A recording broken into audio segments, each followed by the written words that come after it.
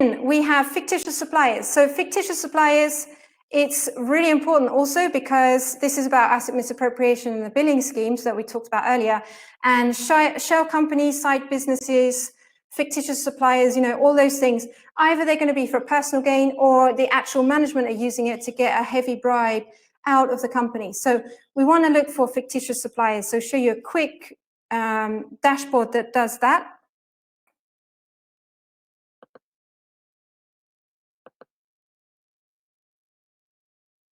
So in this dashboard, we can see that we've got a little graph here to say, you know, where are our suppliers? And we're talking about invoices about purchase orders, because if suppliers don't have invoices, it can be, purchase orders, it can be normal if we expect them not to. So for example, they're utilities or government or tax or stuff like that. Or it could be insurance and, you know, rental, things like that, it would be normal, right? So we'd expect most of them to be near our head office.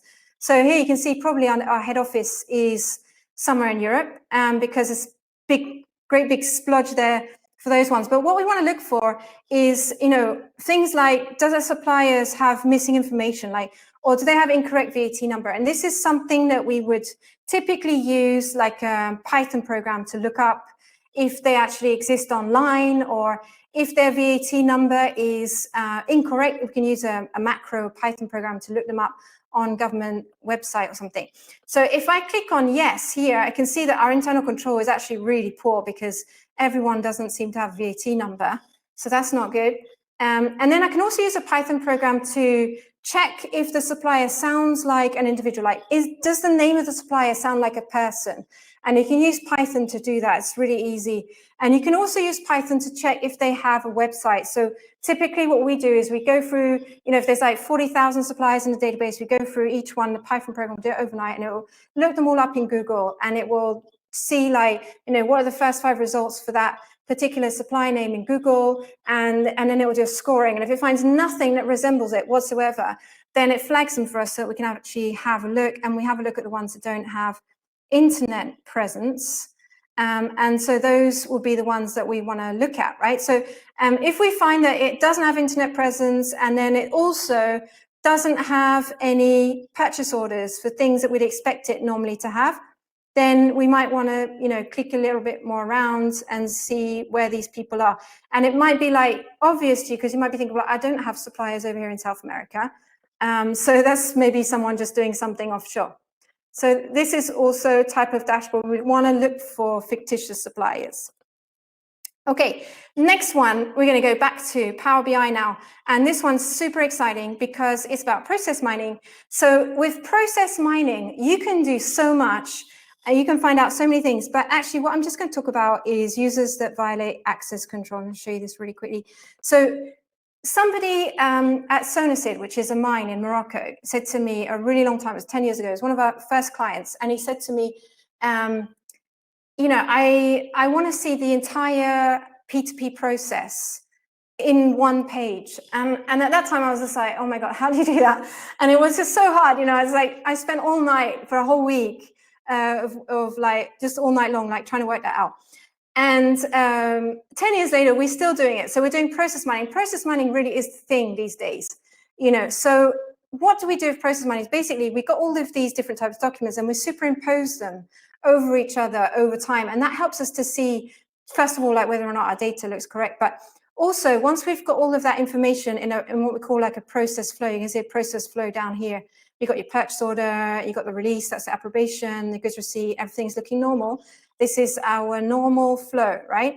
And then you've got people, because you've got the flow, within that flow, you can actually look at whether or not people are violating your user access. So what we want to do is to see if we've got user access violations. So either we can click in this graph, there's one down here that I like to look at all the time. It's like, do we enter the invoice and the payment? Because that's, you know, nobody should be doing that. So if I click on that one, first of all, I can see straight away above, you know, when is it happening and how much is it happening? So is it happening all the time?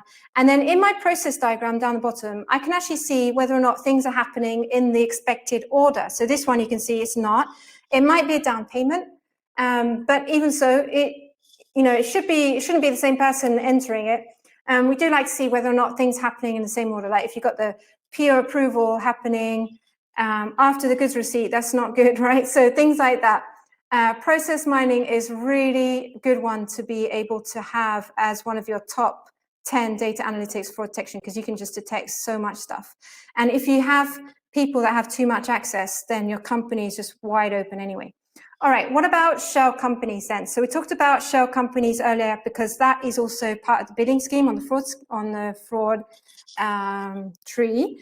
And I probably don't need to go into these dashboards because they're just tables.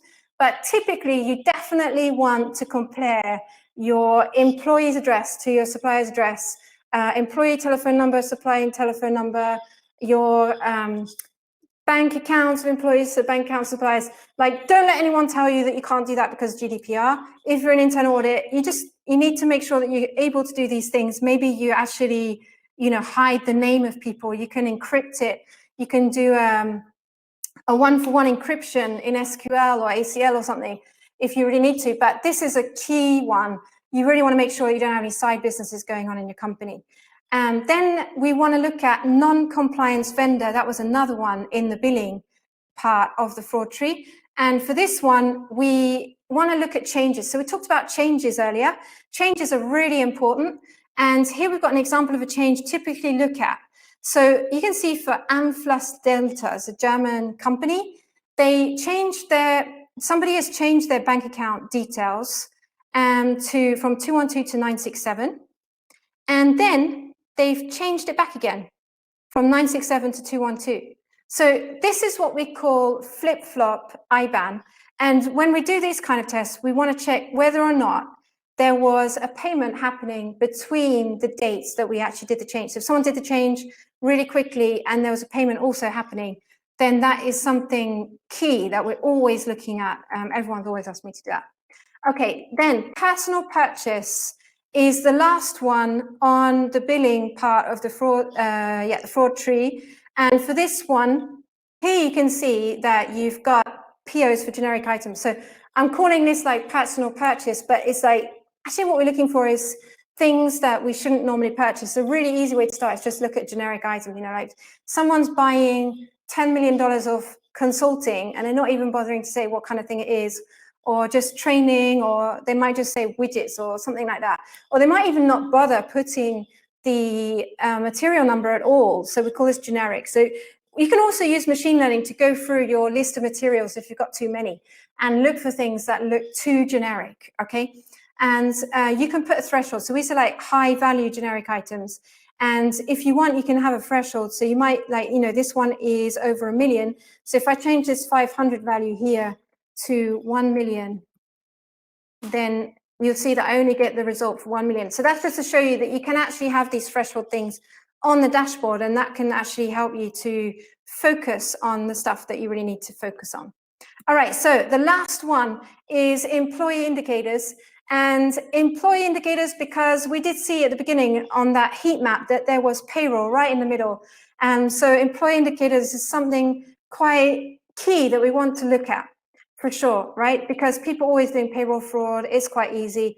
And we do tend to leave payroll all alone because we say it's GDPR and we cannot look at them, but you do want to look at them. So we want to look for ghost employees. So if we're having ghost employees, typically we are having people that are not in personnel, but they could be not in personnel, not in your IT list, or not in the list of people who come into the building. Could be lots of different things. You get creative about what can you compare your payroll list to.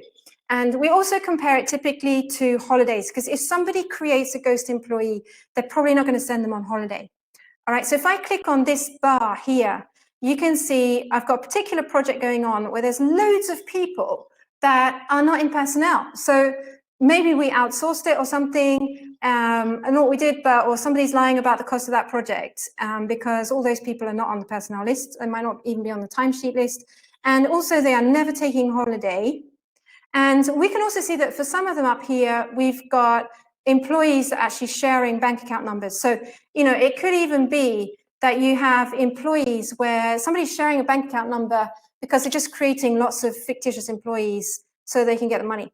And there's another type of test that you can do also, is just looking at the payroll values and check whether or not you have any duplication down here.